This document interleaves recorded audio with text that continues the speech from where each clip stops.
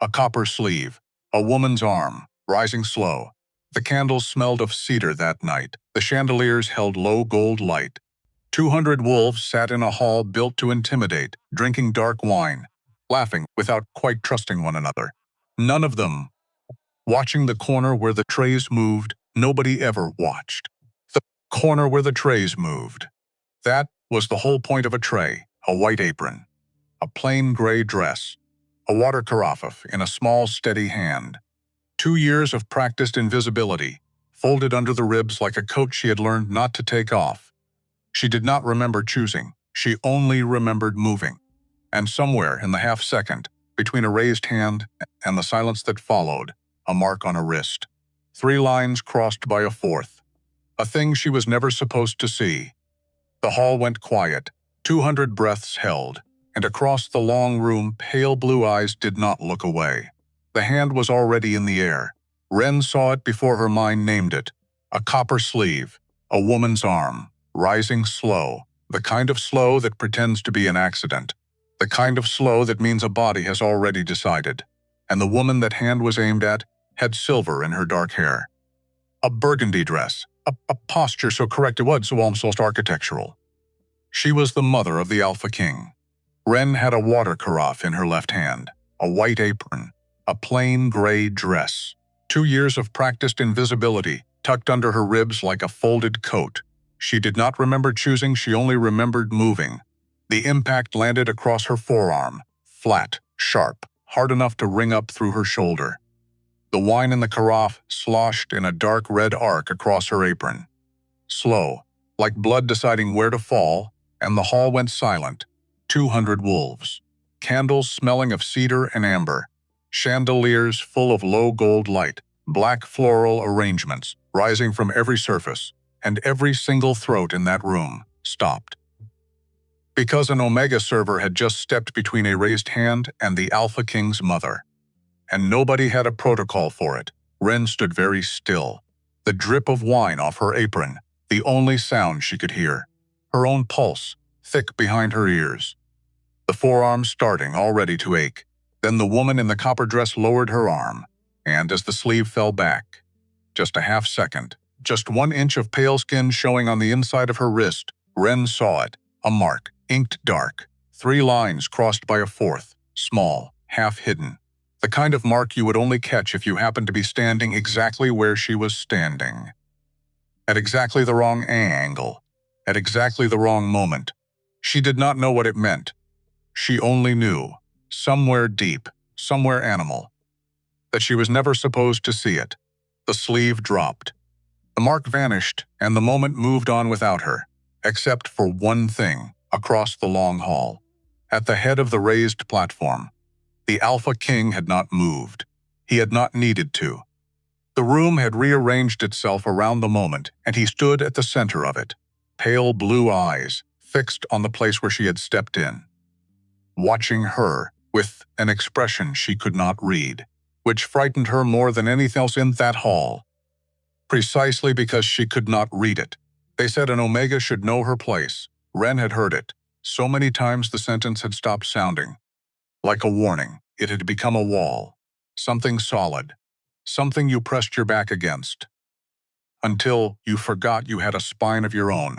Her mother had said it with love. The way people who have been hurt try to fold that hurt into a shield for someone they love. Her pack elders had said it with the flat certainty of men who believe the order of the world is also the kindness of it. Her supervisor had said it like a schedule, like a delivery time, instruction, not cruelty, and for a long time. Ren had believed all of them. She was 23. She carried plates for a living. And up until the night her forearm refused to stay still, that was the whole of what she allowed herself to be. 2 years on the banquet circuit. Every formal gathering the Northern packs through, every summit, every season feast held somewhere grand enough to remind the people attending of their own importance. Her supervisor was a broad-shouldered beta woman named Mara. Mara had hired her, 'cause she was, in her words, quiet, quick, and forgettable. Mara meant it as a compliment. Ren took it as a job description. and tried not to think too hard about the fact that being forgettable had once been the thing she feared most in the world. Somewhere along the way, it had become the thing she leaned on. The Crescent Hall sat at the edge of Thornwall City, perched above the river like a story that belonged to somebody else. That night was the Convergence Feast, the one gathering each year where all four Alpha territories sent representatives to reaffirm their alliances. The hall had been dressed to intimidate. Heavy floral arrangements, low amber light, the air thick with mulled wine and something sharper underneath, power, tension, the specific electricity that fills a room when too many dominant wolves gather in one place. None of them fully trusting each other.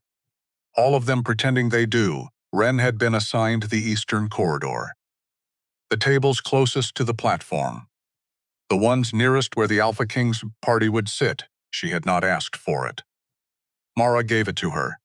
Because she didn't spill. Because she didn't stare. Because she moved between shoulders and chairbacks with the practiced silence of a woman who has learned the geography of a room, which gaps to slip through, which conversations to skirt, which tables to approach from the left. Because the man seated there talks with his whole arms, and has already knocked over one goblet and blamed the nearest staff for it. These were the small, constant calculations of her working life. Invisible to the people they protected, she noticed other things too, the way certain betas leaned slightly away from their alpha counterparts, just enough to signal deference without performing a bow, the way the four representatives from the Western Territory had set their backs to the wall, watching the room instead of joining it, and the young server, Eli, 6 weeks on the job. He kept his eyes on the floor, a beat too long every time a dominant wolf passed near him. The specific posture of someone who has learned submission as survival, and hasn't yet figured out how to make it look natural. Ren recognized it because she had worn it herself. The air changed about 2 minutes before the doors opened. She felt it before she understood it, a shift in pressure, the way a room feels before a storm.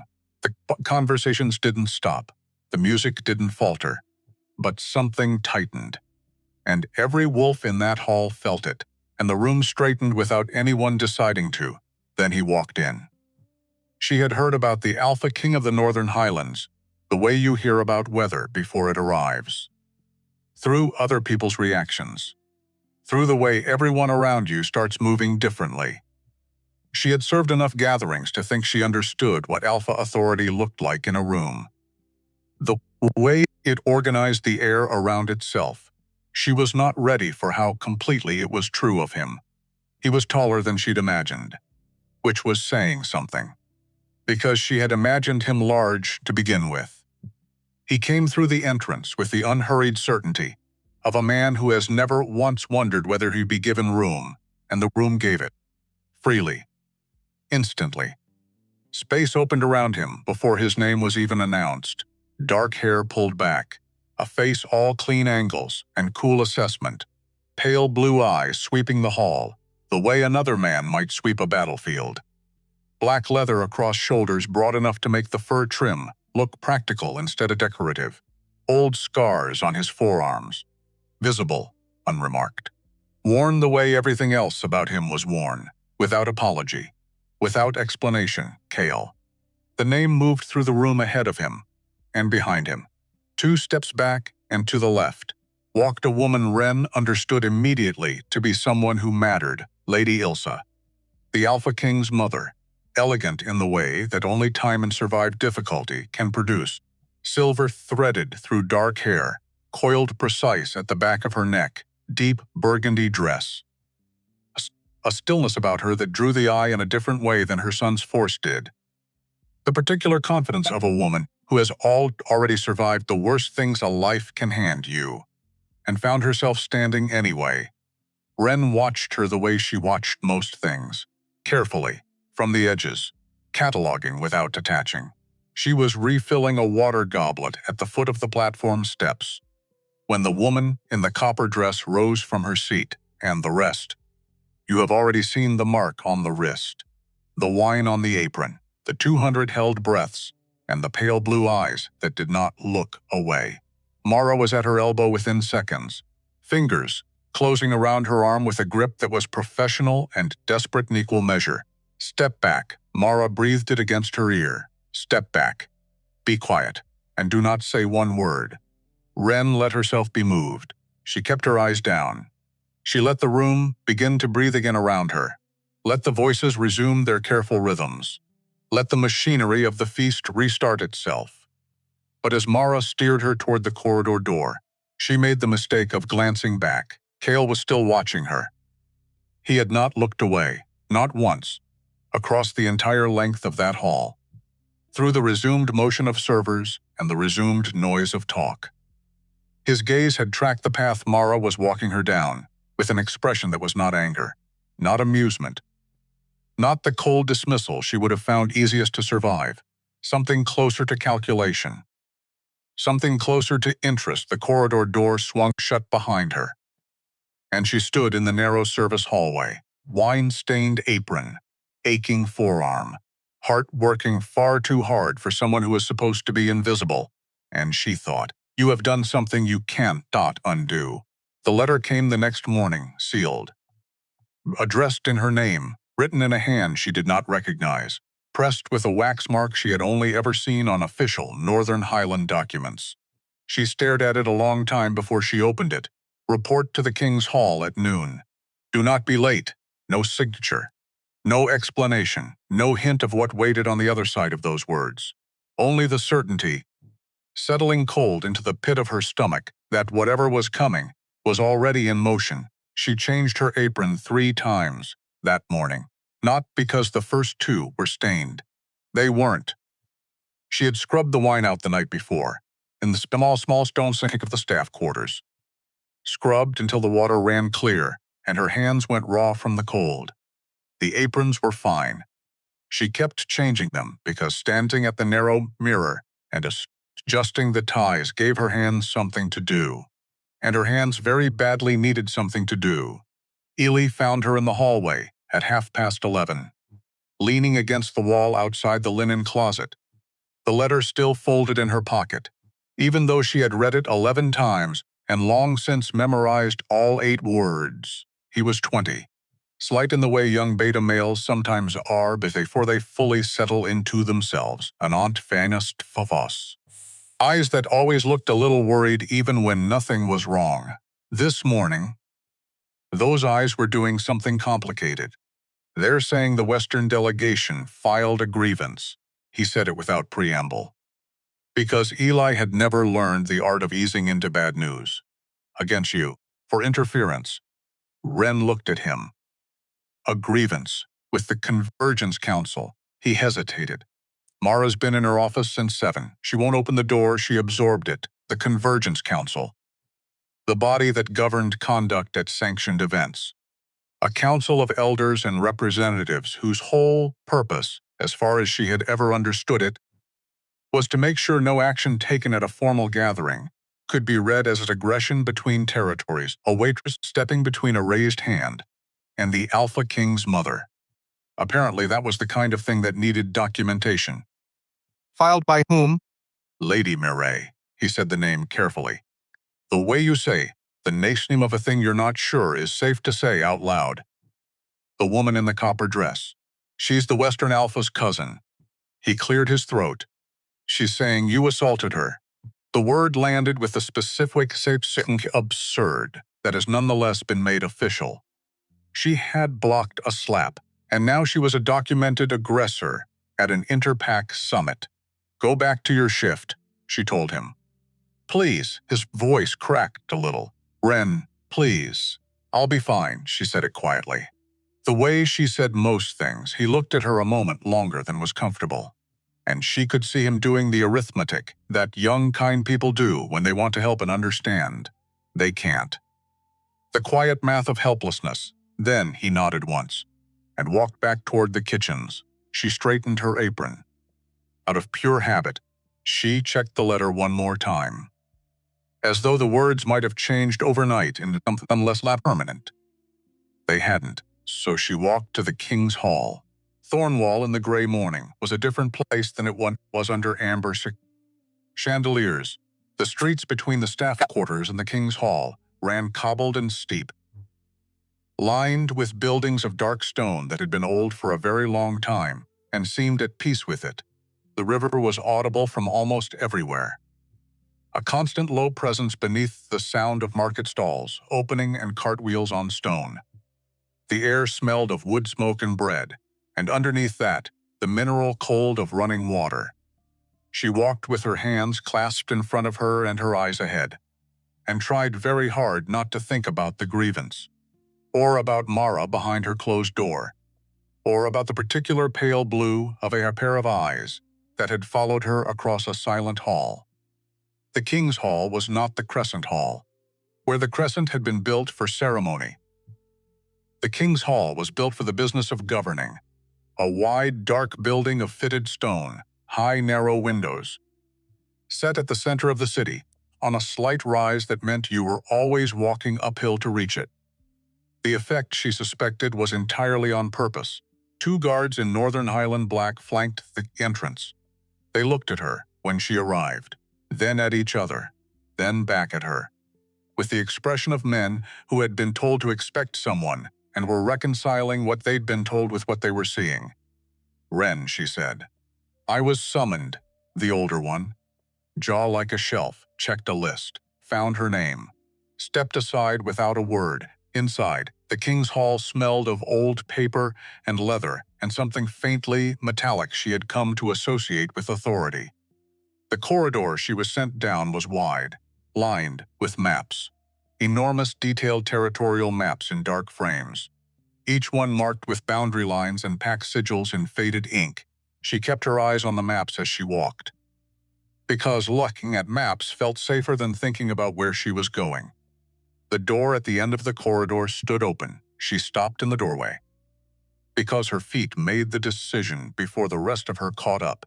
The room was a study, large, book-lined, the kind of room that has been used rather than decorated. Papers covered the desk in organized layers. A globe on a stand near the window, a topographical model of the Highlands, and maps on these walls too. But these had been marked in fresh ink, recently updated, notes in handwriting too small to read. From where she stood, Kael stood with his back to her, looking out the tall window at the city below. He was in simpler clothes than the night before, dark trousers, white shirt, sleeves rolled to the elbow. No fur, no armor, no performance. It should have made him seem smaller. It didn't, if anything. The absence of ceremony made the authority clearer. The way taking the scaffolding off a finished building reveals the structure underneath. He didn't turn when she entered, but he spoke at once, closed the door. His voice was lower than she expected. Not softer, lower, with a resonance that settled into the room like a second kind of gravity. She closed the door. Her hands were steady. She was very proud of her hands in that moment. "You know why you're here," he said, still not turning. "Lady Muriel filed a grievance," she said, "against me. Within an hour." He turned then, and she made herself hold her ground, which took more effort than she'd have liked to admit. In the gray morning light, without the warmth of the hall, he looked sharper, the pale eyes cooler, the angles of his face more pronounced. He was looking at her with the same unreadable expression from the night before. "She's calling it assault," he said. "Unprovoked physical contact with a representative of an allied territory." The absurdity rose in her throat. She pressed it down. "I blocked a slap." Her voice came out steadier than she felt. "That was meant for your mother." Something moved across his expression. Quick, controlled. "Gone before she could catch it. I know what you did," he said. "I was in the room. Then you know it wasn't unprovoked." The silence that followed had weight. He studied her a long moment. The kind of study that makes you aware of every specific thing about yourself. The plainness of the gray dress, the single braid over one shoulder, the wine stain that hadn't quite lifted from the apron hem, the way she clasped her hands in front of her, the same way she always did when she was trying to look calmer than she was. "Sit down," he said. "It wasn't a request." But it also wasn't what she'd braced for. She sat in the chair across the desk. He stayed standing, which meant she had to look up at him, which she suspected was not an accident. "The council reviewed the grievance this morning," he said. "They've determined the incident falls within a gray area of the conduct statutes. Physical intervention at a formal gathering. Regardless of intent," her stomach dropped. Gray area meaning that under normal circumstances, you would be facing formal censure and a permanent ban from sanctioned events. He paused. "These are not normal circumstances." "She waited, my mother," he said, and something in his voice shifted, very slightly, like a door opening a fraction in a wall that was otherwise solid. "Has requested the grievance be dismissed, on the grounds that what you did was protection, not aggression," she exhaled. "The council does not dismiss grievances on the request of individuals, regardless of rank, including mine." Another pause, different in quality. "Deliberate, which means the grievance stays active, and you stay in a complicated position. What does that mean for me?" He looked at her steadily. "It means I have a proposal." The proposal was not what she expected. "I want you on staff here," he said. "In the King's Hall." She stared at him, temporarily, "until the council closes the file. My mother has suggested the most effective argument against the censure is demonstrated trust. That the household of the Alpha King does not consider you a threat. That we have, in fact, chosen to extend you employment. Your mother suggested this. She's persuasive. It wasn't quite dry. It wasn't quite warm. It landed somewhere in between, and she did not know what to do with it. What would the position be? Household staff. The residential wing, assisting with correspondence, receiving callers. General support for my mother's schedule while she remains in Thornwall for the season. Appropriate quarters. Your circuit work suspended for the duration."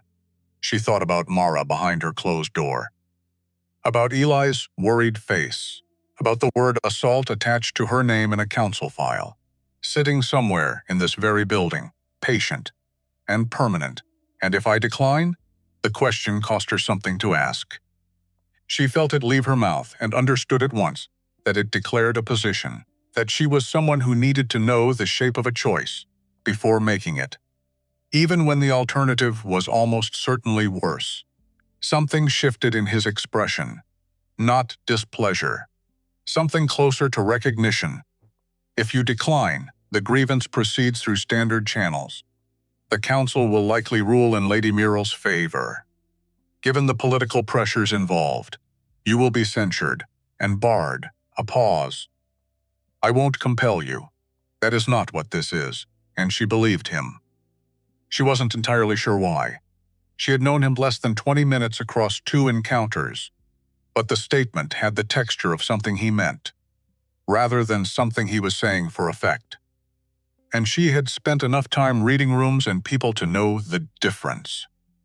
"I'll need to collect my things," she said. He nodded once, already turning back toward the desk. "Someone will take you."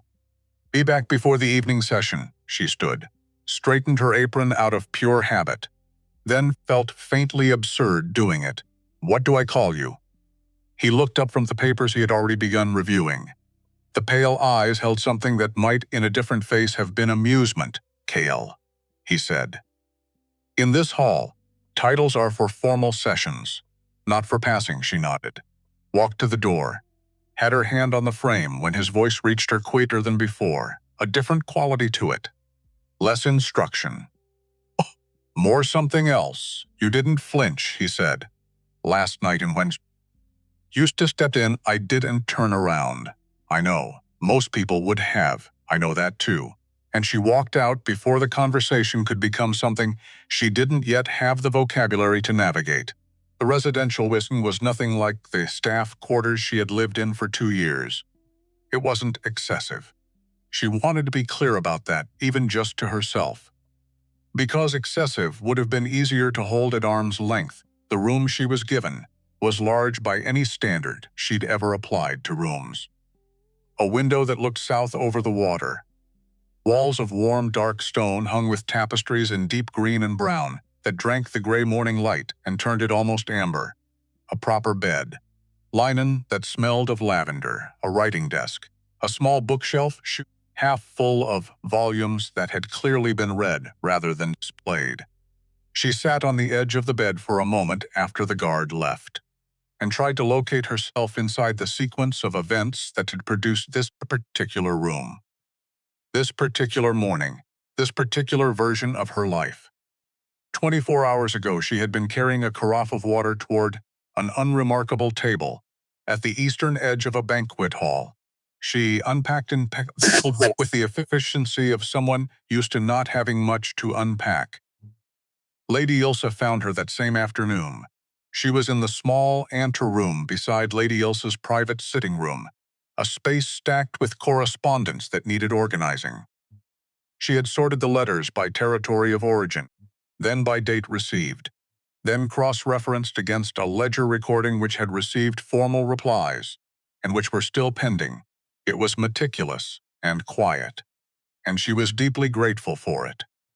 She heard Lady Ilsa before she saw her, the precise, unhurried sound of footsteps that exactly where they were going. The older woman appeared in the doorway, regarded the organized stacks with an expression Wren could only describe as satisfaction. You alphabetized by territory and chronologically within each section. I can reorganize if you prefer a different system. I've been asking for someone to sort that correspondence for 3 weeks. Lady Ilsa moved into the room with the ease of someone entirely at home in it.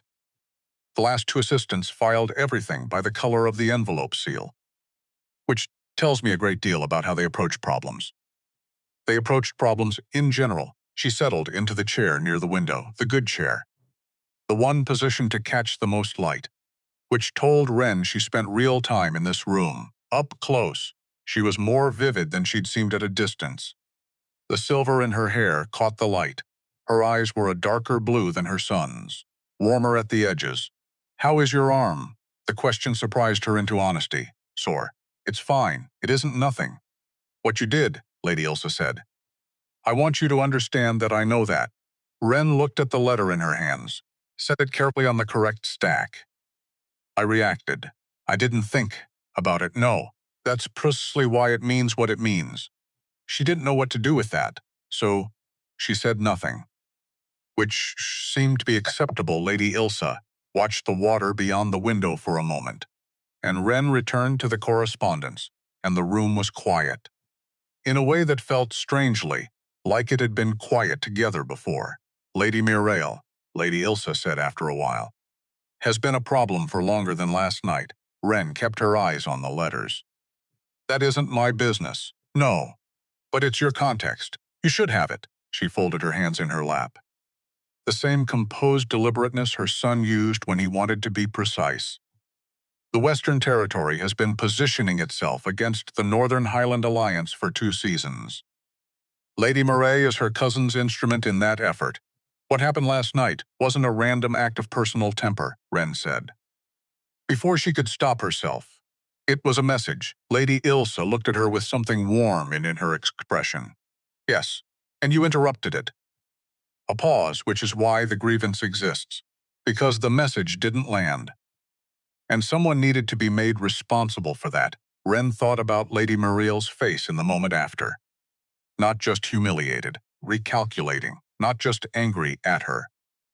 Angry the way people are when a plan has been disrupted by something they had not accounted for.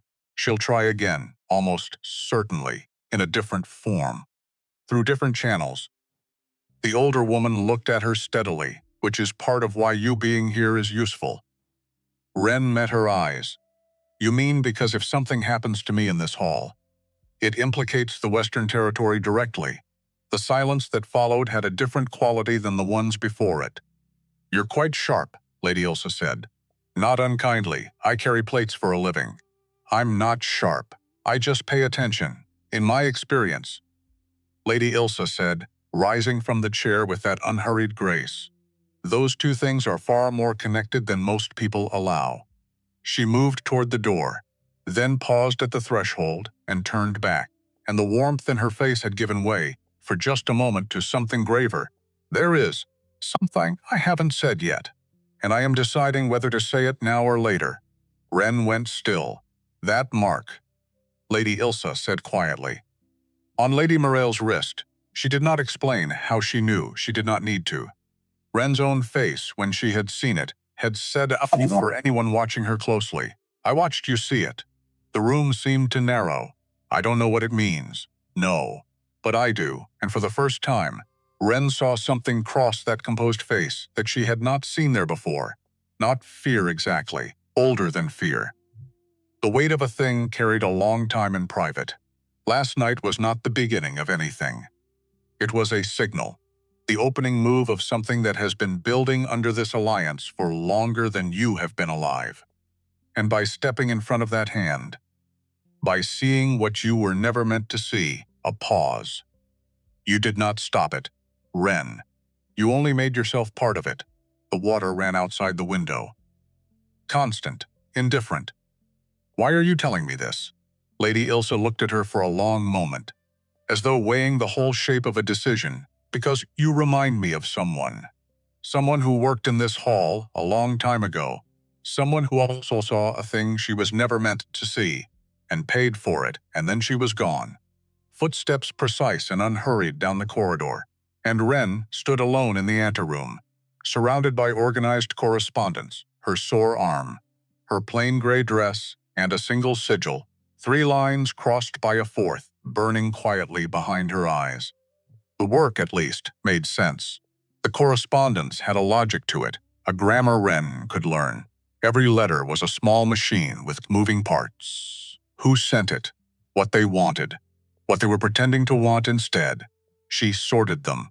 She cross-referenced them. She built order out of paper. And order was the one thing in that hall she could still hold. In her 2 hands, mornings were correspondence and scheduling. Lady Ilsa's calendar was a complicated thing. The obligations of a woman who held a significant position with no official title and no formal authority, which meant everything she did through relationship and presence rather than rank. And managing it took a kind of attention Ren had never applied to anything before. She learned the names, the histories, the political texture of every request, which invitations Lady Ilsa accepted out of genuine interest, and which she accepted because refusing would cost more than attending. Lady Ilsa taught her most of it directly, without ceremony, sitting in her chair by the window while Ren worked, offering context when it was useful, asking her opinion with a consistency that still, weeks in, caught her slightly off guard every time. Because she had not been in many rooms where her opinion was treated as a resource. She had been in rooms where it was treated as a risk. Afternoons sometimes took her elsewhere in the hall, delivering documents to Tessa's office in the Eastern Wing. Tessa was head of the king's personal guard, a woman of about 30, warm brown skin and dark eyes that assessed you with calm professional interest, strong hands. A posture that said she's spent real time in training. Tessa treated Ren's presence as simply part of the hall's machinery, which Ren found steadying in a way she could not fully explain. The 6 guards under Tessa's command had settled into an easy, professional acknowledgement of her. They called her by name. They moved aside in corridors without the particular flavor of deference that carries condescension folded inside it. Evenings were sometimes dinner at the family table, sometimes a meal in the East Corridor with the permanent staff. A quiet older man named Doron, who managed the supply ledgers. A young woman named Petra, who handled everything that didn't fit anywhere else, and did it with cheerful, relentless competence. And Greta, head of household, mid-40s, short, dark hair, the no-nonsense warmth of a woman who had been in service long enough to have seen everything twice, and stopped being surprised by any of it, and, sometimes, not according to any schedule she could identify. Kael would be in the library. When she passed it on Hurat, she passed at it on her way back from Lady Ilsa's sitting room. The first time she saw the light under the door, she kept walking. The second time, she paused, without entirely deciding to. The third time, he said, without looking up from whatever he was reading, "There's a chair, so she sat in it." They rarely talked at length. He worked, or read, or stood at the window with the particular stillness of a man processing something he wasn't ready to say out loud. She read from the shelf, and the silence between them had changed. From the weighted, careful thing of their first conversations, into something easier, not comfortable, exactly, not yet, but no longer requiring active maintenance. A silence that had decided to exist without explaining itself. She could have settled into it. She nearly did, except for the sigil, because the sigil would not let her go. 3 lines crossed by a fourth. She saw it when she closed her eyes. She saw it in the grain of the wooden desk. She saw it in the lines of the territorial maps that hung in every corridor of that hall. And she could not stop her own mind from doing the thing it had always done. The thing that had made her good at correspondence, and good at carrying plates, and good at staying invisible. She watched. She listened. She remembered. So one afternoon, deep in the oldest stack of correspondence, the letters nobody had touched in years, yellowed at the edges, filed under a territory that no longer used the name it had used when the letters were written. She found it, a single letter, the seal cracked and faded and pressed into the wax, faint but unmistakable. 3 lines crossed by a fourth, the same mark, the exact same mark. As the one inked into the inside of Lady Muriel's wrist, Wren sat very still for a long moment, because letters do not lie about their age. The paper was old. The ink had faded the way ink fades over years, not seasons, which meant the mark was not new, which meant whatever Lady Muriel carried on her wrist had been moving through this hall, through this correspondence, through this alliance. For years, she read the letter, and then she read it 3 more times, because at first it seemed to be nothing. A routine note about grain shipments and border tariffs between 2 minor houses. Dull, administrative. The kind of thing nobody saves and nobody reads twice. Except the numbers did not work. The shipment quantities were too large for the routes described. The payments were too small for the quantities. And one phrase near the bottom sat wrong in her mouth like a stone. A reference to a standing arrangement between the signatory and a member of the Convergence Council, named only by a sigil in the margin, 3 lines crossed by a fourth. She understood it the way you understand a thing all at once, not in pieces. In a single cold rush, this was not a letter about grain. This was a payment, a bribe, dressed up in the language of commerce, and it had been moving through the council itself, through the very body that was, right now, reviewing the grievance against her. For years, she put the letter down, carefully, as though it might go off. And she thought, I should not have found this. And then she thought, nobody else ever would have, because nobody else ever looked at the old correspondence. Nobody else cross-referenced the numbers. Nobody else was forgettable enough to be left alone in a room full of secrets with permission to organize them. The very thing that had made her invisible had made her dangerous. She did not tell Kael that night. She wanted to be sure. She wanted to be the kind of sure that nobody could file anything against. So she went back into the old stacks, quietly, methodically, over 3 more afternoons, and she found 2 more. 2 more letters, 2 more cracked seals, 2 more marks in the margins, 2 more arrangements that called themselves commerce and meant something else entirely. 3 letters, 3 threads, all running back to the same place. The council was not neutral. The council had been bought. And the body that would decide whether she was an aggressor or a protector had already decided long ago whose money it answered to. The ruling came on a Thursday, Tessa told her at breakfast, with the directness Wren had come to expect from her, the kind that delivers hard news without decoration. Because Tessa believed correctly that people deserve to know what's coming toward them with enough time to brace. The censure was formal, documented, barred from all sanctioned events for 18 months. Her name entered into the Convergence Council's conduct record, alongside Lady Muriel's account, which described her as an unpredictable and aggressive presence at a diplomatic gathering. A waitress, squatter civiv. The word sat in Wren's chest like swallowed glass. Ellie sent a letter from the staff quarters. Short, smudged the way his writing always was when he wrote fast. I know it isn't fair. I'm sorry. I hope wherever you land is better than where you've been. She folded it and kept it. And underneath the unfairness, underneath the cold, documented insult of it, there was something else, something worse, because she knew what she knew now. She knew the council had been bought, and she knew the ruling against her was not a mistake. It was a decision, a clean purchase decision, by people who needed the Omega, who saw too much to be quietly discredited, filed away, made unbelievable. You cannot accuse a documented aggressor of anything. That was the whole point. That was the plan. She understood it the way she understood the letters, all at once. In a cold rush, the censure was not punishment for blocking a slap. It was preparation for whatever came next. She went back to work because work was the thing she knew how to do when everything else was uncertain. She told no one what she had found. Not yet. She wanted to bring it to Kael whole, complete, undeniable. She wanted to lay 3 letters on his desk and watch him understand it the way she had understood it. She never got the chance to do it on her own terms because that night, the corridor took the choice away from her.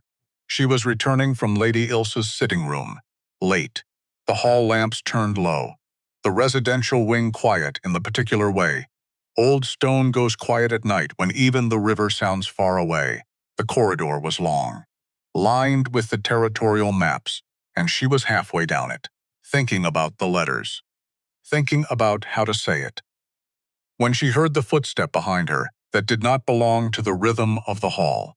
She knew the rhythm of that hall by now, the guards' patrols, the settling of old beams, the pace of Kael's stride, the lighter step of the man she had met at dinner her first night, the brother, Roan, the precise unhurried footfall of Lady Ilsa. This was none of those.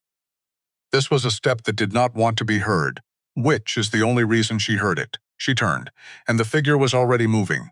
Fast, dark clothing, no insignia, a hand rising, and this time there was no carafe in her grip and no banquet table to steady against, and no reflex of protection driving her forward. This time the body that had moved without thinking knew only one thing: run.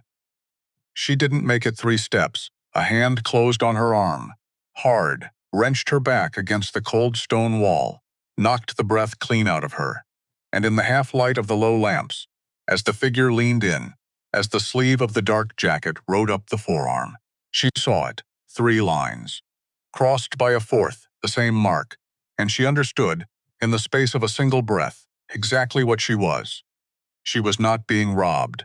She was being silenced. The Omega who saw the mark. The Omega who had been left alone in a room full of old letters. The Omega the council had just spent its purchased authority making unbelievable. So that when she disappeared, when something happened to her, the grievance file would explain it. An unstable woman, an aggressive presence. Who could say what such a person might do to herself? The plan was elegant.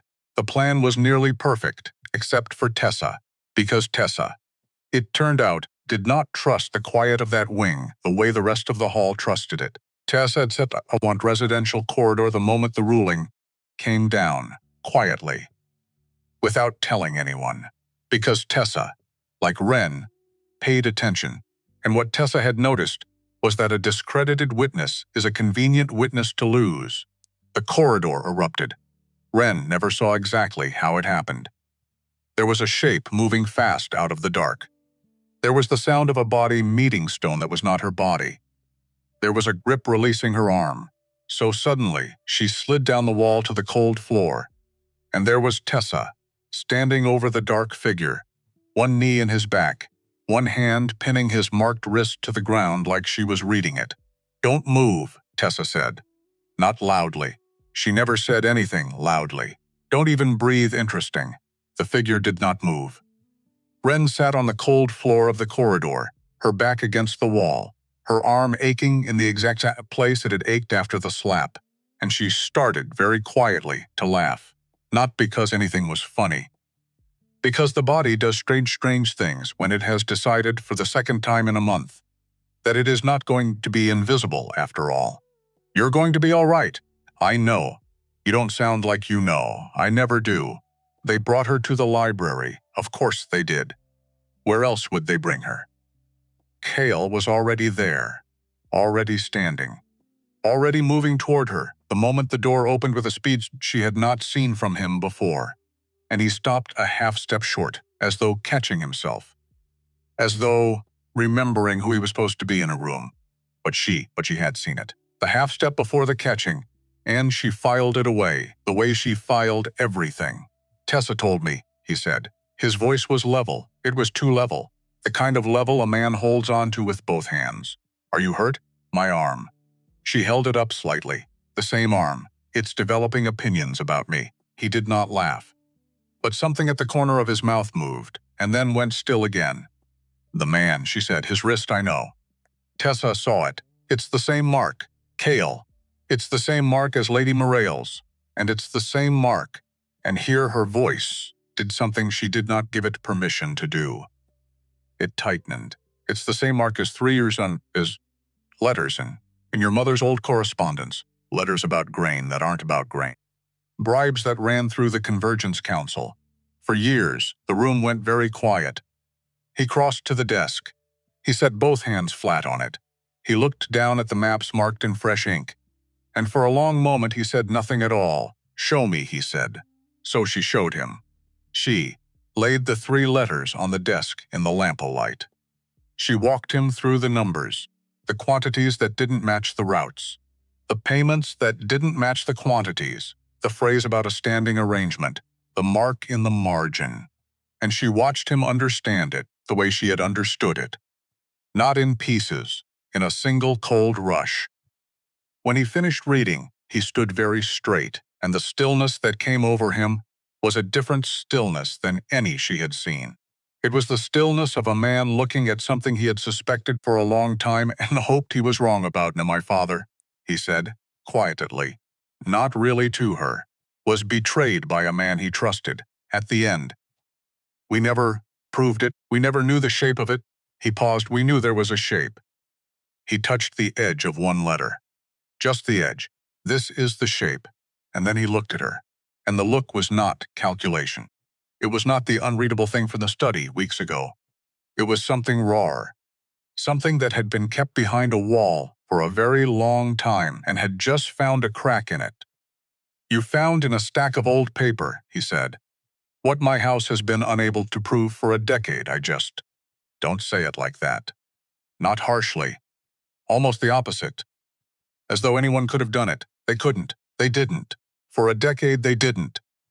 She did not know what to do with that, so she said nothing, which, with him, seemed to be acceptable. He filed the appeal the next day, under Household Protection Doctrine, which meant it went above the Convergence Council, to the Highland Elder Assembly, a longer process, a different voting structure.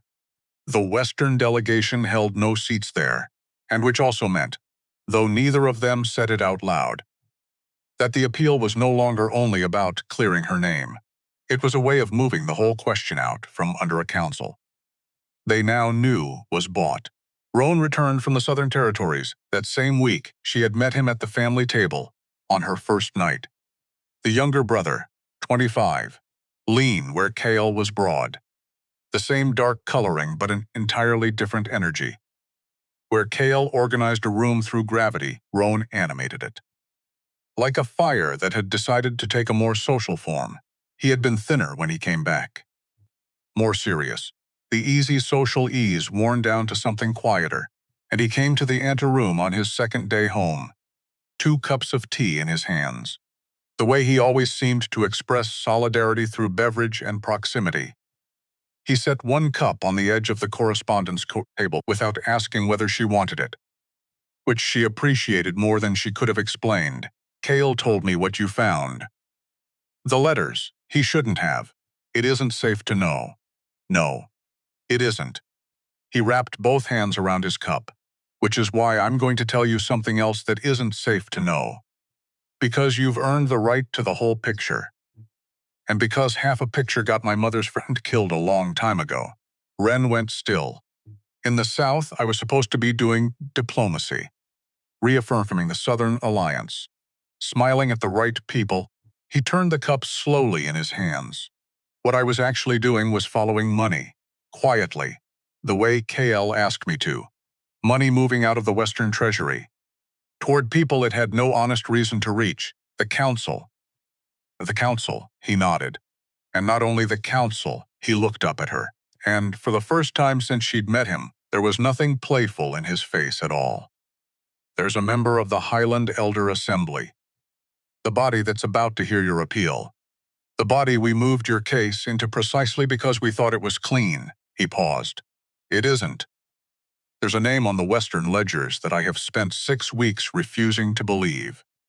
Because the man it belongs to has sat at my mother's table, has held a position in this house's confidence for 30 years, has wept at my father's grave. The lamp burned low. The dark outside the window was the particular dark of a city that has settled into its night. Who? And he told her. And the name landed in that quiet room like a stone dropped into a deep well. A name she knew, a name everyone in that hall knew. A name spoken with respect in every corridor. A name that would sit in 3 weeks' time, among the elders, deciding whether Ren had committed a crime by refusing to let a woman be struck.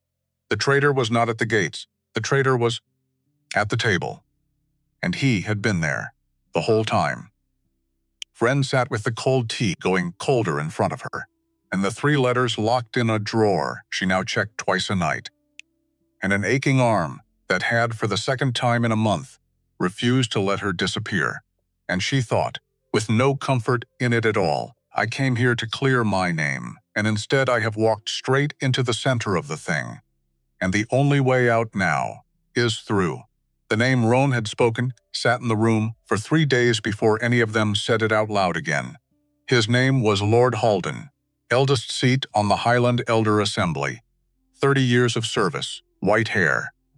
A walking stick he didn't really need. The kind of face that had been printed on commemorative coins in 2 separate territories. And, somewhere in the Western ledgers Roan had brought home, a payment record going back further than Ren had been alive. He had wept at Kael's father's grave.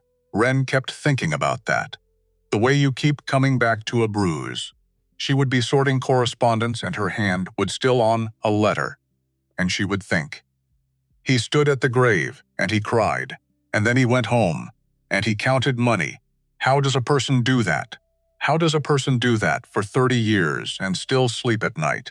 She did not ask the question out loud, because she suspected the answer was simple and unbearable. Some people are very good at being one shape in the daylight, and another shape entirely once the lamps are low. The library became their war room. Not officially, nobody declared it. It was just where they all ended up. Kael at the desk, Roan in the chair by the window, Tessa standing because Tessa preferred to stand, Lady Ilsa in the good chair, the one positioned to catch the most light, and Ren at the long table near the bookshelves, where she had spread out everything, the 3 letters, the Western ledger pages Roan had brought back, copied in his own hand, the map of the Northern Highlands, and a second map, a blank one, the one she had been building, quietly since the night in the corridor, because the night in the corridor had changed something. It had taken the sigil out of her head and put it onto paper, where she could see it, where she could work with it, where she could fight it. She took the blank map, and she began to mark every meeting referenced in the 3 old letters, every drop point in Roan's ledger pages, every named courier, every house seal, every date, every payment route. She cross-referenced it against the calendar of Lady Ilsa's correspondence, the schedules she had spent 2 months memorizing, who had been where, when, who had written to whom in the days before and after. She built it the way her old self would have built a banquet tray, one steady piece at a time, nothing rushed, nothing assumed, nothing put down until it was sure. And what came up out of the paper was a shape. It was not a vague shape, it was a network, a clean, structured, multi-territory network. of payments and favors and people who had been bought, anchored at 3 points: Lady Mirail, the Western Alpha, and inevitable, centered like a hub at the heart of a wheel. Lord Halden, the map looked when she stepped back from it, less like a piece of evidence, and more like a confession written in someone else's hand. Kael came to stand beside her one evening. He looked at the map a long time, the lamplight low. The fire in the library firebolt was its quiet shapes against the walls. He did not touch the paper. He almost never touched her work directly, as though touching it would imply ownership. You drew this from memory, some of it, most of it. The dates I checked against the ledgers. From memory, she caught herself before the old phrase came out. I have a good eye for it. That isn't a good eye, he said it without softening it. That is a thing very few people in any room I have ever stood in could do. He turned toward her. What did you want to be, he said. Before the banquet circuit, the question came from somewhere she had not expected it to. A cartographer, she said. I grew up in a border territory. The edges of things always seemed more interesting than the centers. It wasn't practical. Most interesting things aren't. A pause. You are one. This is what cartographers do. They look at a territory that everyone else has been walking across blind, and they make it visible. She did not have a steady answer for that, so she didn't try. She just stood beside him, looked at the map with him, and the fire moved, and somewhere down the corridor, a guard's footstep went by on the slow patrol.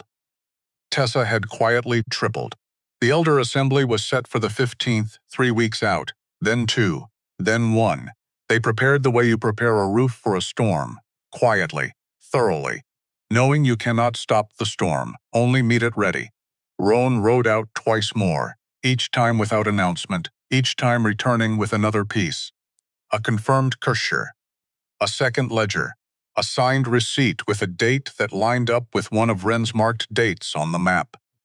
Tessa moved her best 2 guards onto Wren's corridor and stopped pretending it was for anything else. Lady Ilsa held her ordinary calendar, exactly as she had always held it. Tea with the same ladies. Dinners with the same houses. As though nothing in the world had changed. Because the moment Lady Ilsa began canceling her engagements, the people watching her would know she knew, and they had not yet decided what to do with the knowledge, so she poured tea. She smiled. She asked after grandchildren. She did all of it with the steady steel of a woman who had buried husband and raised 2 sons in a house where every kindness was also a calculation. And Kael did what Kael did. He worked, he read, he stood at the window of the study. He took his morning walks through Thornwall, the way an alpha king is supposed to take his morning walks. Visible, unhurried, a man with nothing to hide. And every evening, late, he came to the library, and he looked at the map. And one night he said, Wren, if this goes wrong, she looked up from the table. If the assembly does not believe us, if Halden has reached, there we haven't found yet, then we keep going. He shook his head, very slightly. Then they will come for you first.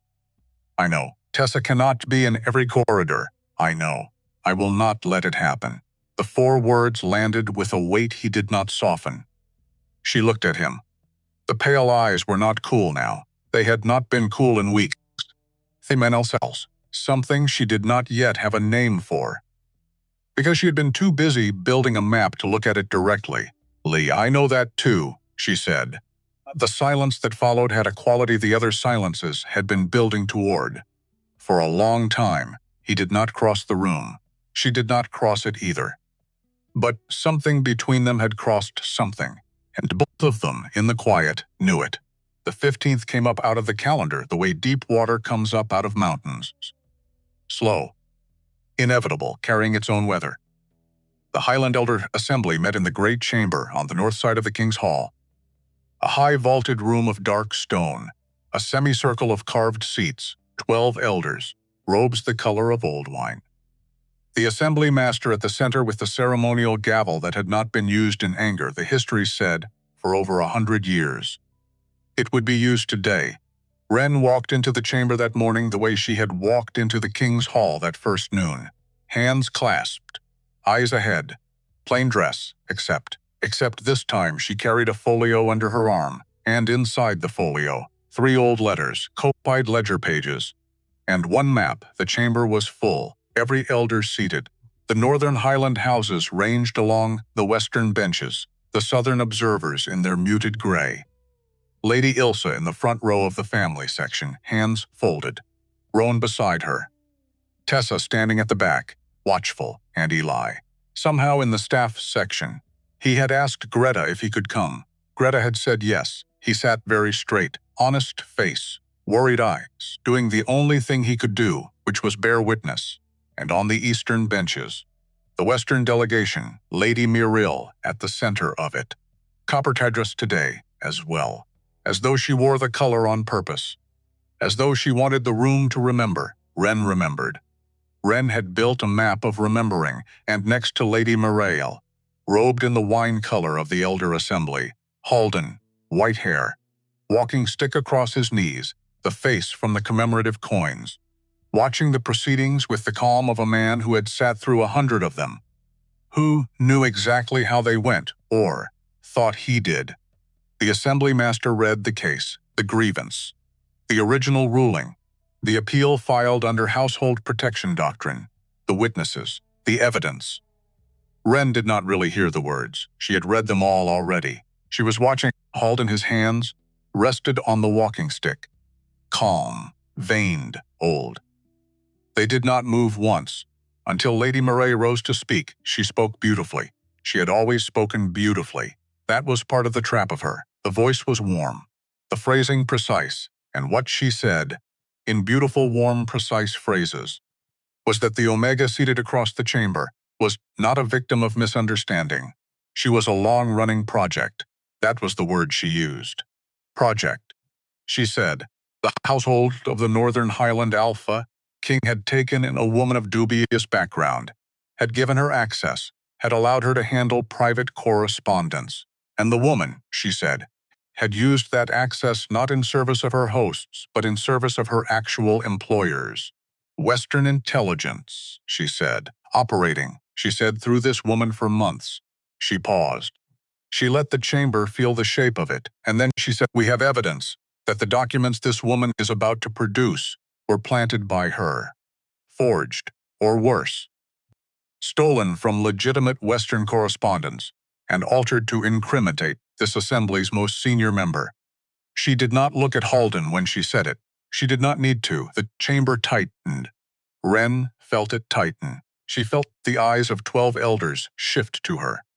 The northern Highland houses, the southern observers, even Lady Ilsa, very briefly glanced toward the folio under her arm, with something that, in a worse moment, she might have called doubt. She felt her own old self rise up inside her. The one who had 2 years perfecting forgettability. The one who knew with the certainty of a body that has learned its place that this was the part where she folded, apologized, disappeared. And then she thought of Eli's letter. I hope wherever you land is better than where you've been. She thought of Tessa in the dark corridor. Don't even breathe interesting. She thought of her mother who had said, know your place. With love. With love that had been, all along, fear in a kinder coat. She thought of Kael in the library. I will not let it happen. She thought of her own forearm twice now, refusing to be still, and she did not fold. She stood, master of the assembly, she said, and her voice came out steady, which surprised her, which made her briefly want to laugh. I would like to present my evidence. The assembly master nodded. She walked to the central table, plain gray dress, single braid, the wine-stained apron long gone, but somehow she could still feel it, like a phantom limb of who she had been. She opened the folio. She laid down the 3 letters first. She walked the assembly through them, the way Lady Ilsa had taught her to walk through the correspondence. Calm, numbered, specific. She read the quantities. She read the roots. She showed the gap. She read the phrase about a standing arrangement. She held up the seal in the margin so the elders could see it. 3 lines crossed by a 4th. Lady Mathil's sleeve, that day in the banquet hall, had risen for a half second only, and Wren had seen. She laid out the copied ledger pages second, Roan's hand, dates, names, routes. The pattern, when set beside the letters, undeniable. The Western Treasury, sending money to people it had no honest reason to reach. And then she laid out the map. She had not shown it to the assembly yet. The folio had hidden it underneath the rest. She laid it flat on the table. She turned it so the elders could see it, and she stepped back. 12 robed figures leaned forward, almost as one, because what they saw was not a piece of evidence.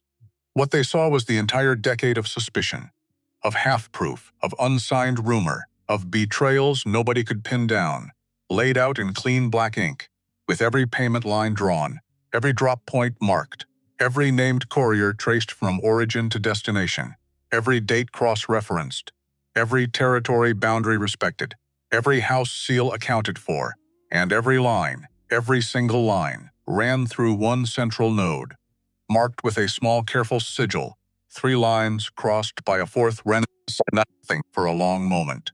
She did not need to. The map said it. This is the network the 3 letters describe, she said at last, quietly. This is the network the Western ledger pages confirm. This is the network that has been moving money through this assembly for 30 years. She paused, and this node, here, the center of every line, she did not point. She did not need to point. Is Lord Halden? The chamber did not erupt. That is not what chambers like that one do. The chamber went very still. Halden's hands had not moved on the walking stick. They moved now, very slightly, just the thumb of his right hand. A small adjustment of the grip. Nothing anybody else in that room would have read. Wren read it. Because Wren read everything, madame, said the assembly master. After a long breath. These are extraordinary claims to make against a sitting elder. They are. If the evidence were anything less, you understand the consequences of an unfounded accusation. I do, you understand, the master continued, and his voice was not unkind. That a map, however carefully drawn, is not by itself proof. I do, she turned. She looked at Roan. Roan nodded once. He rose. He walked to the central table. He laid down beside the map a single folded paper, a receipt. The one he had brought home from his last ride, signed by Halden's own hand, dated within the past 3 months. Acknowledging delivery, in clean, dry administrative language, of an amount of money the receipt called a consulting fee. The amount on the receipt matched, to the coin, one of the entries on the Western ledger. The master of the assembly picked up the receipt. He read it again. He looked at Halden. And the chamber, slowly the way a thing turns, when it has been turning a long time without anybody noticing, turned with him. Halden's white head was bowed slightly. He did not look up. He did not deny. He did not speak. He did not need to. The receipt was in his hand.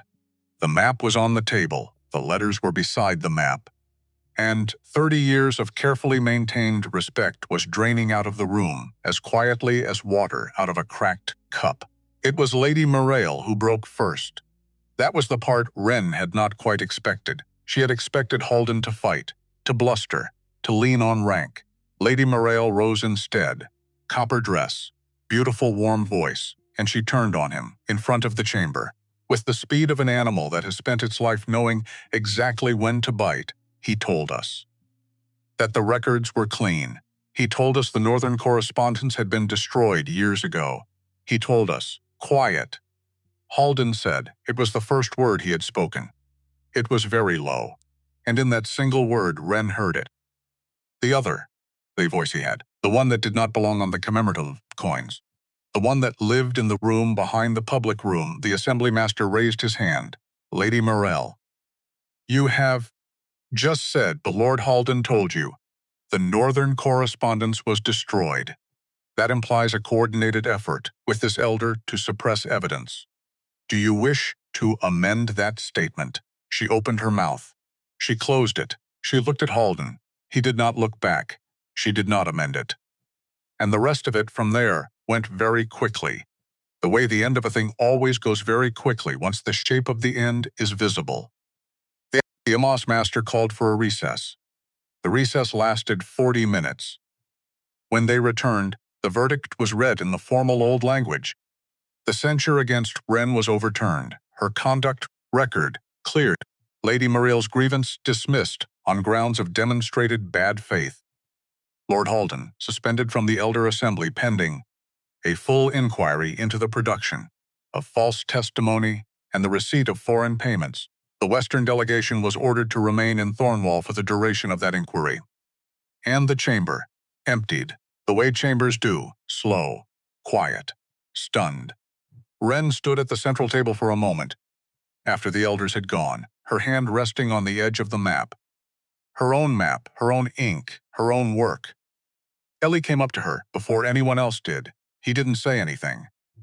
He just stood near her. The way he had stood in the hallway, that morning of the letter, with nothing to offer except presence. She put her hand on his shoulder once. Briefly. He understood it. Lady Ilsa came next. She did not embrace Wren. That was not her way. She looked at her for a long moment instead, the way she had looked at her that first afternoon in the anteroom, with full, unhurried attention. He used to come to dinner. For 30 years I know. You did not know him. No, that helped. A small breath. You saw what we couldn't see, because we could not bear to see it, and then she touched Wren's elbow. Just the elbow, below. The way a mother might. And she moved on. Tessa caught Wren's eye from the back of the chamber. She did not smile. Tessa did not smile much, but she tipped her chin, once. The way she had the morning Wren had woken up still alive, after the corridor. And it was, in its way, the warmest thing anyone in that hall had ever offered her. Roan she found in the corridor outside. He was leaning against the wall with his eyes closed, tired, the way only someone who has carried a name for 6 weeks across 2 territories can be tired. He opened his eyes when she came up. You good? I will be. Yeah. A beat Wren. Yes. My mother said something to me. The night you found the letters. I'm going to tell you what she said, because I think you should know. Okay. He pushed off the wall, she said. The girl reminds me of her mother. Wren went still. There was a woman who worked in this hall 20 years ago, who also saw a thing she was not supposed to see, and who left, quietly, in the middle of one night, because she had a small daughter to keep alive. And because back then, with the people Halden was already protecting, staying would have meant losing the child. Wren did not breathe for a moment. She doesn't know where the woman went. She has tried to find out, on and off, for 20 years. She wanted me to tell you that, so that you knew. There is a thread. If you ever want to pull it, Wren's hand had risen to the front of her dress, to a place she had not pressed her hand against in a long time. The place where Eli's folded letter sat, and underneath it, much older, the small soft fold of paper she had carried since she was a child. The one with 3 words on it, in her mother's handwriting, be small, survive. She had carried those words for 23 years as instruction. She thought, for the first time, that maybe they had also been an apology. Thank you, she said. Roan nodded. He understood it, the way he understood most things. Lightly, without asking for more. Go on. He's in the library, she went. Of course she went. The library was warm, the lamp on the standing desk burning low, the fire working its quiet shapes against the walls, the cedarwood smell and the old paper. The smell, by now, of her own life in this hall. Kael was at the window, back to the door, hands clasped behind him. The dark hair pulled back, the same broad shoulders, the same stillness. She closed the door behind her. He did not turn. Tessa told me, I know. You stood up to 12 elders. Map. I had a map. You had a map. Now he turned, and in the warm light of that library, after months of careful, unreadable expressions, after weeks of half-steps and almost touches and silences that had decided to exist without explaining themselves, his face was not unreadable at all. His face was open. She had not seen it open before. It was something to see. I owe you an apology. You don't. I do. He crossed the room. Slower than he had crossed it in the corridor that night, Tessa had brought her in. But all the way this time, he stopped in front of her at a distance that was nearer than they had ever stood. When I asked you to stay, months ago, in this room, I told you it was not a command. I want to say it again now. With everything we know, he paused. You are free, Wren. The censure is gone. Your name is clean. The grievance is dust. You have no debt to this house. You have no obligation to me. You could walk out of this hall tonight and there would be no door anywhere in the Northern Highlands that would not open to you. She looked up at him. I know. You earned that. You earned every part of it. I know. And I am telling you, he said, Queeter, that I would still very much like you to stay. The thoughts that followed had nothing left to defend.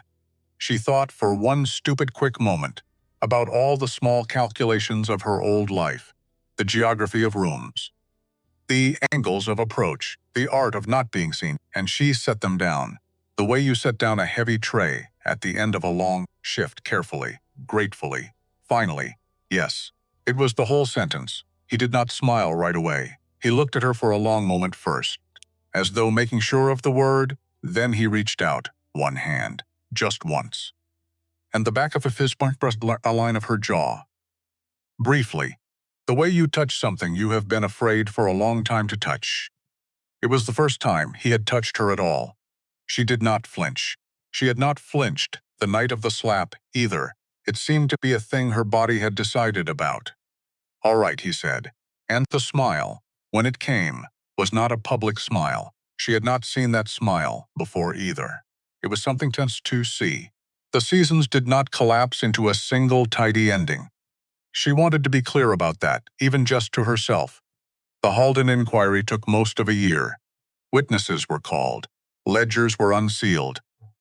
Houses that had been polite to him for 30 years went very quiet very quickly. He did not return to the assembly. His seat was filled by his eldest grandson, a man with no part in any of his grandfather's arrangements, whom Wren had quietly asked the assembly master to consider. The grandsons were not their grandfather. That was the thing she insisted on. Of all the things she did that year, it was the one she was quietly proudest of. Lady Mireille was sent home to the Western Territory in disgrace. 3 of the Western houses dissolved their alliance with her cousin's seat within the year. The 4th followed the year after. The Confucius Council reformed its conduct statutes, added clear language defining protective intervention. Tessa told her this with the quiet professional satisfaction that was, on Tessa, the equivalent of joy. Mara wrote her a letter. From the staff quarters, a short one. Awkward. She did not apologize exactly. People like Mara rarely do. But she said that she had been wrong to close the door, and that she hoped Wren was well, and that there would always be a job on her circuit if Wren ever wanted one. Wren wrote her back, thanked her, said no. Ely was hired onto the King's Hall permanent staff that spring. Wren had mentioned his name to Greta in passing, the steadiness of him, the honest face. The way he had stood in a hallway with nothing useful to offer and offered his presence anyway, which she had come to understand was not a small thing. He arrived nervous and careful. Within 3 months he had become indispensable, in the way that genuinely good people tend to be, quietly. Without anyone needing to announce it, Roan rode out twice more before the inquiry closed. Came back thinner. Came back himself again, slowly, over honey cake and family dinners and the patient quiet of his mother's company. Wren updated the Eastern boundary surveys. All of them. It took 4 months, 3 field rides with Tessa as escort. The completed surveys were submitted to the Highland Cartographic Archive in the spring. Her name was on the title page. She held the bound copy for a long moment when it came. Kael found her in the library that evening, with it still in her hands. He looked at the cover, at her name on it, at her hands holding it, at whatever was on her face that she was not managing as carefully as usual. He didn't say anything. He sat in the chair next to hers. He reached over and turned to the first map. The northeastern boundary, the one she had spent the most time on, the one where the old survey had been most wrong, and he looked at it with the focused, genuine attention of a man who understood exactly what he was looking at. They sat like that a long time. In the cedarwood quiet, Lady Ilsa pulled the thread. She did it gently. Over months. Letters sent through old contacts. discreet inquiries in a half-dozen border territories, and one cold morning in early winter, she came into the anteroom with an envelope in her hand, and she set it on the correspondence table. "I have an address, if you want it." Renan held the envelope a long time before she opened it. She did not open it that day. She opened it 3 days later in the library, with Kael in the room, working at his desk, pretending not to watch her. She wrote the letter herself. She did not know what to say, so she said true things. She said she was 23. She said she was alive. She said she had stayed small for a long time, and then she had stopped. She said she did not need anything. She said she only wanted her mother to know. She did not include a return address. She let the older woman choose. The reply came in the spring. A small, careful letter. Her mother's handwriting, older now. The same handwriting as the soft folded note she had carried since childhood. And the letter said only 6 words. "I am so proud of you." Ren read them in the library, sitting by the fire. The bound surveys on the table beside her. She did not cry. She just sat there, holding the letter, feeling something inside her chest that had been pressed flat for 23 years, lift just a little. Like a wing testing the air. On the last morning of that first year, she stood at the window of the room that had long since stopped, feeling borrowed, and looked out at the water below. Silver in the early light. Constant. Comforting precisely because of that constancy. She thought about the woman she had been a year ago, pressing herself flat against walls, cultivating invisibility, carrying plates through rooms full of people who were never meant to see her. She had not been wrong to survive the way she had survived. She wanted to be clear about that, even just to herself. The smallness had been a strategy, not a flaw. The invisibility had been a tool, not a destiny, but tools are for using, and strategies are for the conditions that require them. And the conditions had changed. She had changed them. With a reflex, with a forearm, with 8 words on a sealed letter, and a choice to walk toward them instead of away, with 3 old letters in a forgotten stack, with a map drawn out of pure stubborn paying attention, with a single sentence spoken to 12 elders in a chamber of dark stone. Yes, Kael appeared in the doorway behind her. She heard him before she saw him. The particular quality of his step that she now knew as well as her own. He looked at her at the window and said nothing. She turned and looked at him. And the morning light came through the glass and fell across the both of them. Warm, unhurried, like something that had decided to stay. That was enough. That was everything. That was how it ended. Not with a door closing, but with a morning beginning, and the certain quiet knowledge that this one was theirs. The first weeks in the King's Hall did not feel like a job. They felt like learning a new language. Every corridor had a grammar. Every door had a tone. Every footstep belonged to somebody. And until Ren learned which footstep belonged to which person, every sound in that hall was a small unanswered question. She made a list. She did not write it down. She kept it inside her head. The way she had once kept the table maps of the Crescent Hall. Which guest sat where? Which guest had asked for a second pour? Which guest was watching the door for somebody who is not coming? She made her list of the King's Hall the same way. Kael's stride was even, heavy on the heel, slow, 3 beats and a pause. 3 beats and a pause. The pause was where he was thinking. Roan's was lighter, faster, off-beat the way a dancer is off-beat on purpose. He hummed when he walked alone. She did not think he knew he did it. Lady Ilsa walked the way she did everything else, precisely, without hurry. The same number of steps between the doorway and the chair by the window every single time. Ren counted once. Then again 2 days later, both counts matched. Tessissa walked silently when she wanted to. And when she did not want to, she walked with deliberate sound, so that the hall would know she was passing.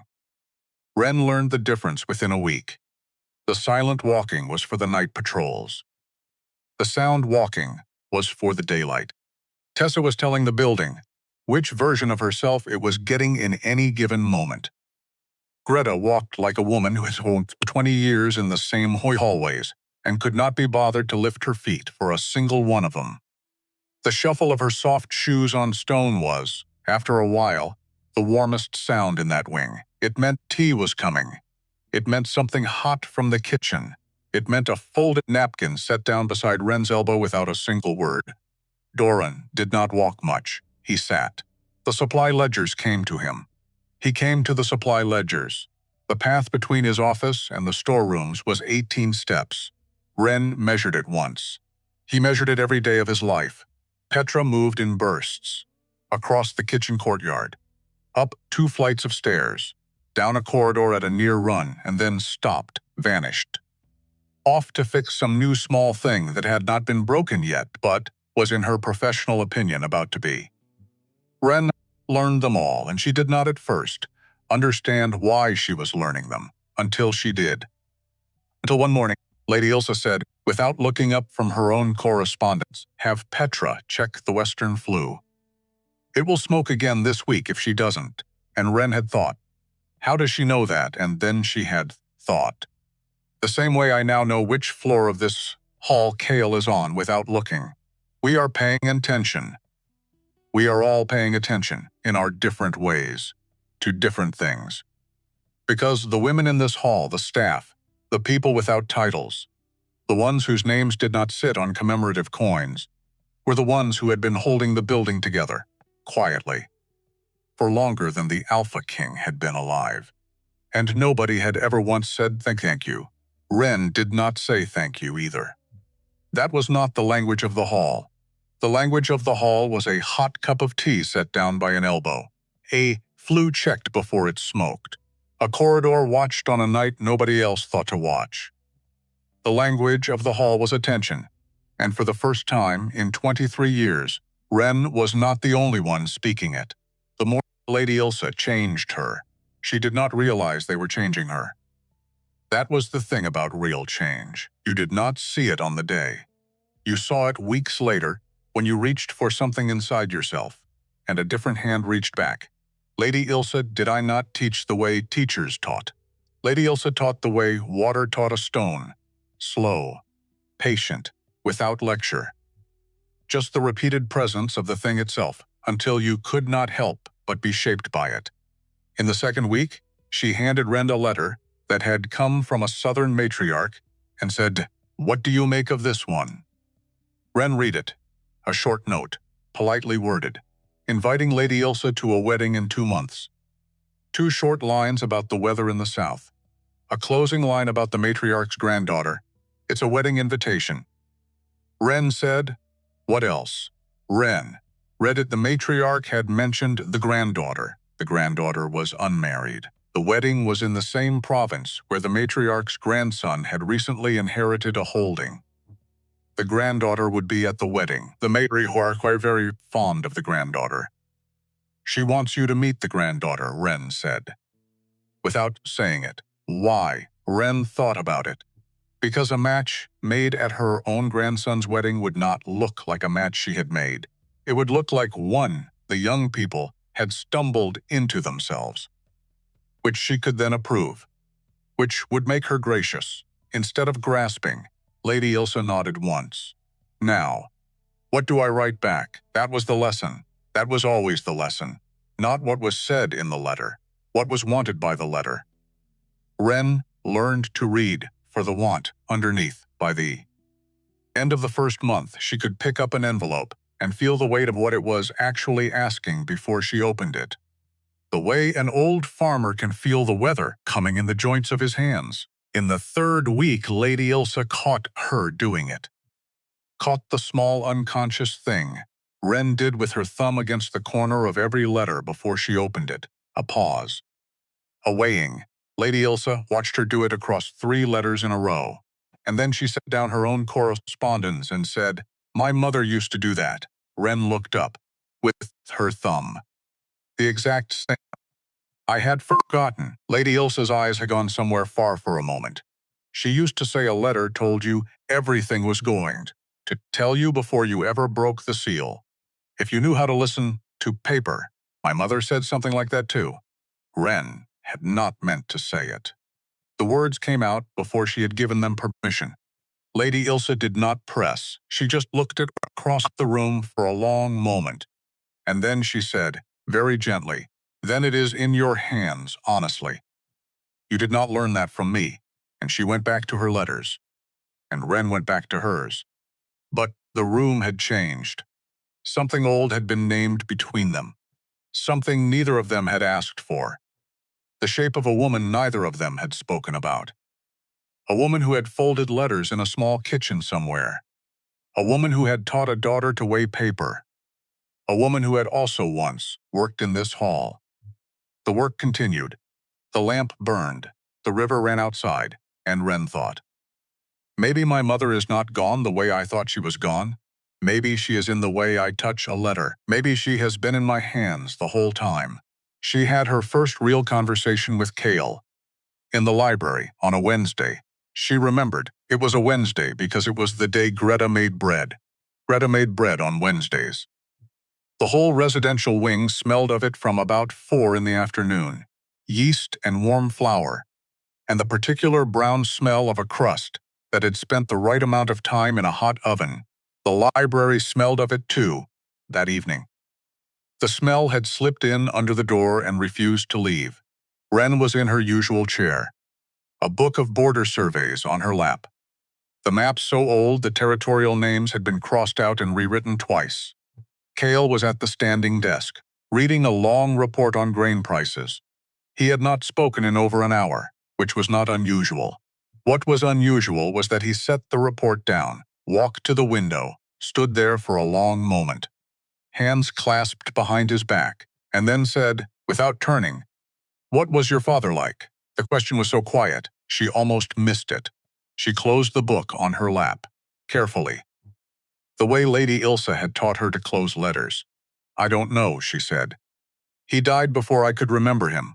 A pause. "What did your mother tell you about him?" Wren thought about that. Not much. She said he had been kind. She said he had been good with his hands. She said he had laughed easily.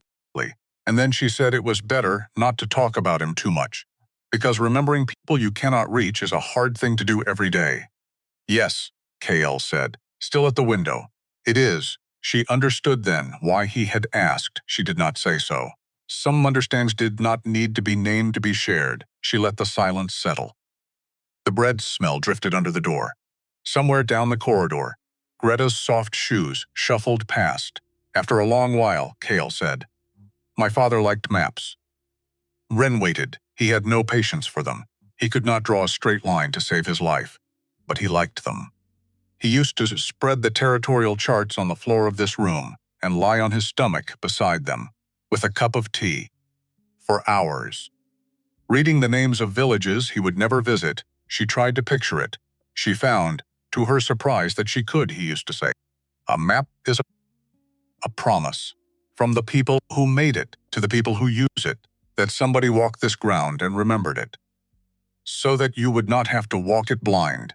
He turned then, just slightly, so that she could see his face in profile. "He would have liked you, Wren."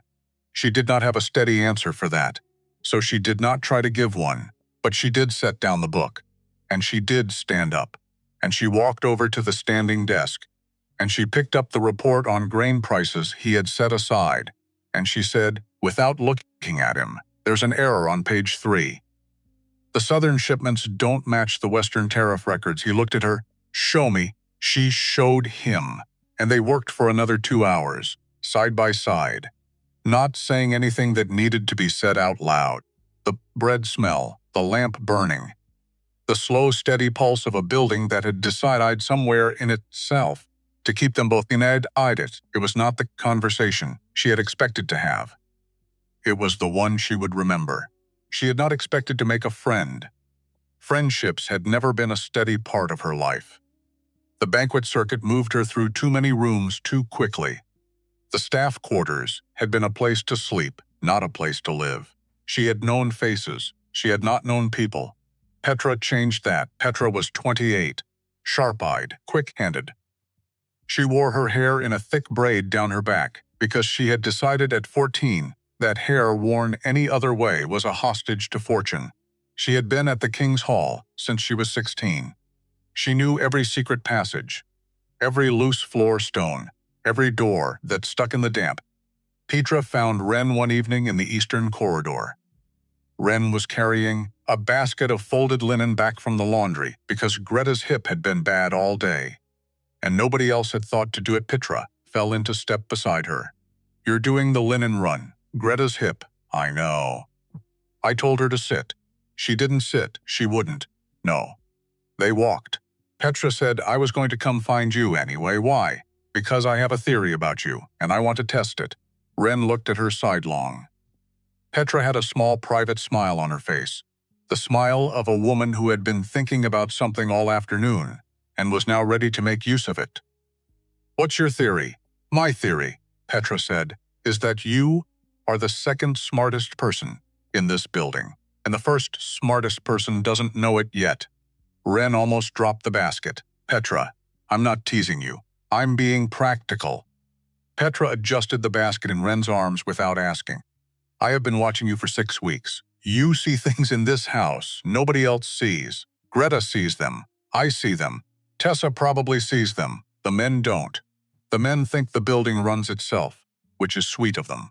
And also not true." Wren did not know what to say, so she said, "Who is the first smartest, Lady Ilsa?" "Obviously." "Oh, don't sound disappointed. You are 23. She is 60. Give yourself time." Petra grinned then. The first wide, easy grin Wren had seen on her. "I just wanted you to know," Petra said, "that some of us see you, that's all. The men in this building will get there.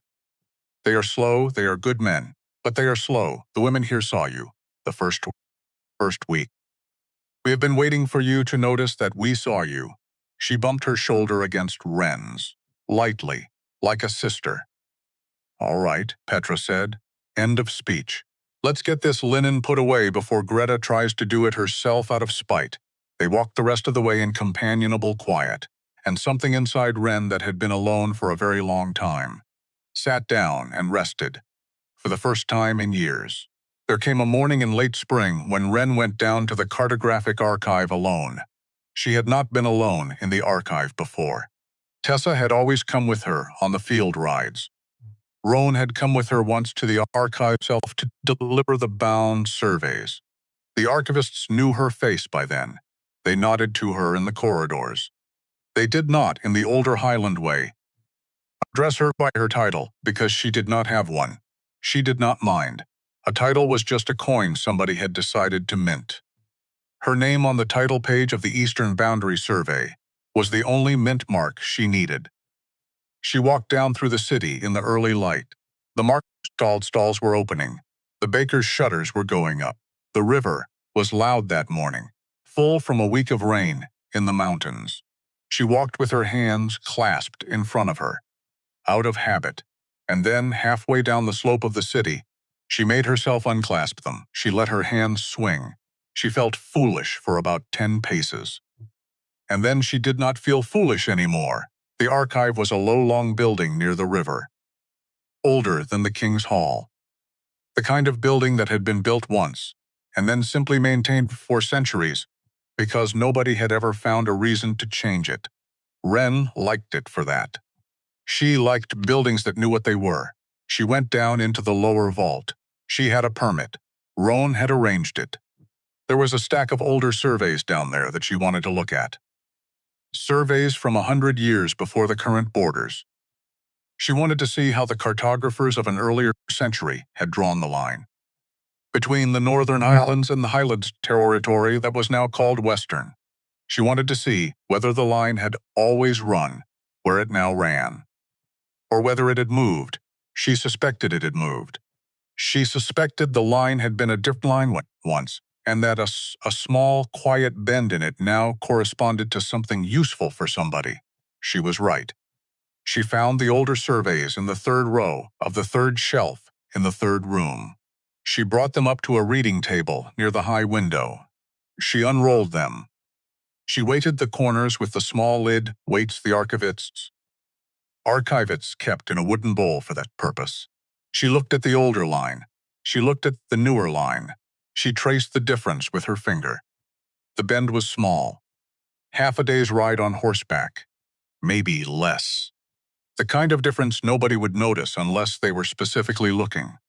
The kind of a difference that had been agreed to a long time ago, by people who had wanted specifically for nobody to notice. She looked at the date. The line had moved 68 years ago. She did the math, 68 years ago.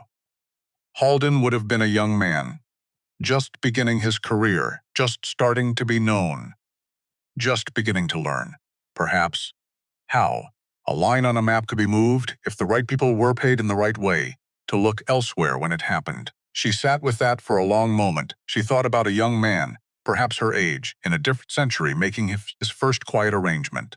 A small bend, a small bribe, a small step, and then 30 years, and then 60, and then a white-haired man weeping at a friend's grave with the muscle memory of grief, but no longer, perhaps, the actual feeling of it. How does a person become that? How does a person take the first small step? She did not know. She suspected nobody knew. She suspected even the man himself did not know.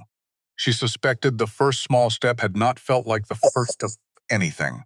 It had felt like a Tuesday, with a small thing to do on it, and then a Wednesday, with another small thing, and then a year, and then a life. She thought about her own first small step. She thought about the carafe in her left hand, the copper sleeve, the half-second, a small step, too, in the other direction. She rolled the maps back up, carefully, the way the archivists had taught her. She returned the weights to the wooden bowl. She wrote a brief note in the request log for the senior archivist. The current western boundary appears to deviate from the original survey along the lower river course. Recommend a fresh field survey to verify. She signed it. She did not say anything else. The senior archivist would know what to do. She walked back up through the city. The day was fully awake by then. The market full, the baker's shutters open, and the bread already gone from the front shelves. She did not clasp her hands. She let them swing the whole way up the hill. When she got back to the King's Hall, Kael was in the courtyard with Tessa. They were going over something in a stack of papers. He looked up when she came through the gate. She did not stop. She did not need to. He watched her cross the courtyard, the way he always did, the way she had decided, somewhere along the line, that she liked him, too. She nodded once. He nodded once back. And she went on upstairs to the anteroom, to get back to the work, because the work was the thing she knew how to do, and the work now was not survival. The work now was simply a life she had not known she was allowed to want, a life that, day by day, in the quiet language of attention, of letters opened with a thumb, of footsteps named in the dark, of small steady acts of seeing and being seen, had decided to be hers.